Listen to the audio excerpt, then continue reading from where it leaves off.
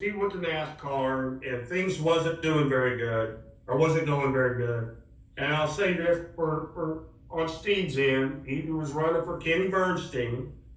And I think Kenny Bernstein, well, I pretty well know, when they were practicing, when they were kind of when the camera was there, would put Steve out there, it's my opinion, in a car that had probably a cheater motor in it. Steve was hot lapping. He was right up toward the front, come down here, picture, blah, blah, blah. And just as soon as it all fell through, Kenny Bernstein was selling everything. He wanted to sell out. So, it made Steve look good for a second, but when they would put race trim on and go out to qualify, Steve would just be barely in the field. But man, when they were hot lapping and that week up for practice or whatever before the race, Steve was right up front. And it kind of got mowed over there by Kenny Bernstein, I think Steve did. And then it wasn't working out. Steve was coming back home.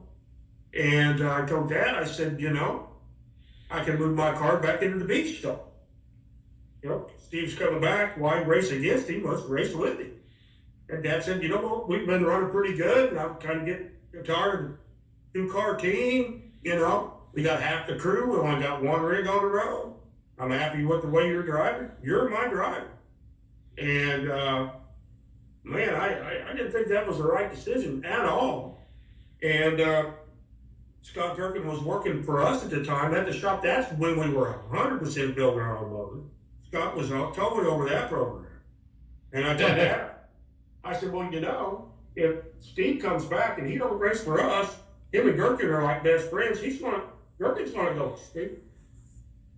And Dad said, I don't think that'll happen. I said, I guarantee it's gonna happen.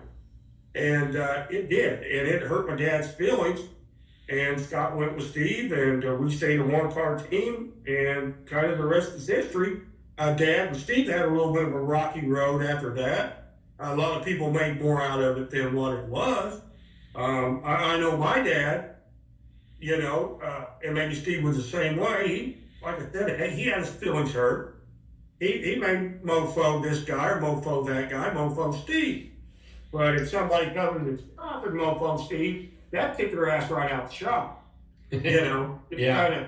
He could say something bad about Steve, but by God, nobody else could. Because in the end, they still had a love and prayer for one another. Just there was some feelings hurt. I just want to make sure I have this straight. You and